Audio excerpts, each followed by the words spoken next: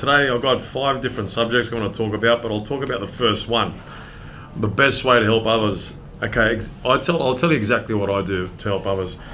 First, I want to find out as much about the person as possible because I want to know their internal and external environment. When I find that out, I go to the nucleus of what caused that problem.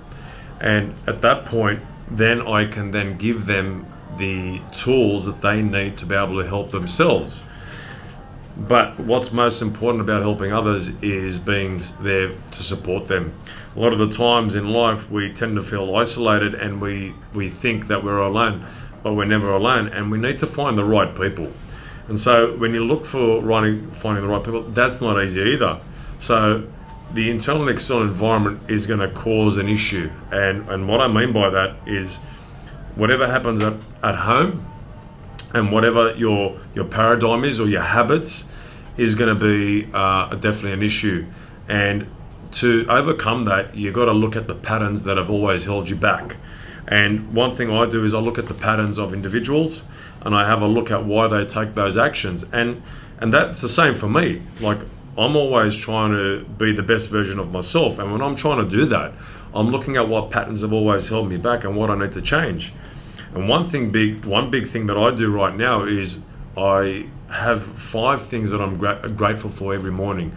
And what I recommend to people is a gratitude journal, which will help them as well.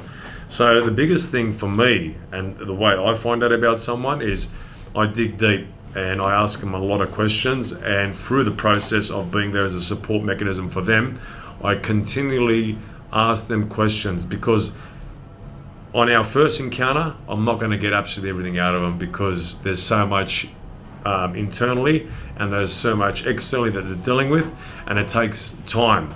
So the best way to help others is to listen and find out as much about the person and see what's holding them back, and then help them adjust their lives in incremental little hits. So that way it's not a big effect and it's not a big change. And then what you'll find over time is that they will start making those small incremental changes in their lives to become the best version of themselves. And the biggest thing is giving them confidence to be able to speak out.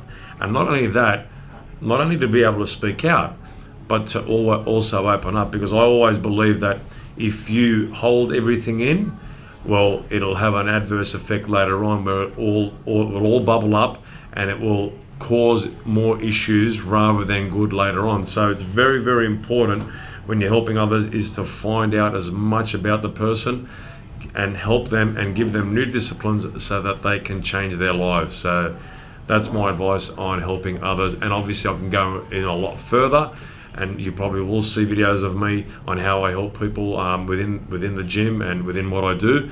But just in the Fast 5, I'm giving you a snippet of what I do. So they're my tips.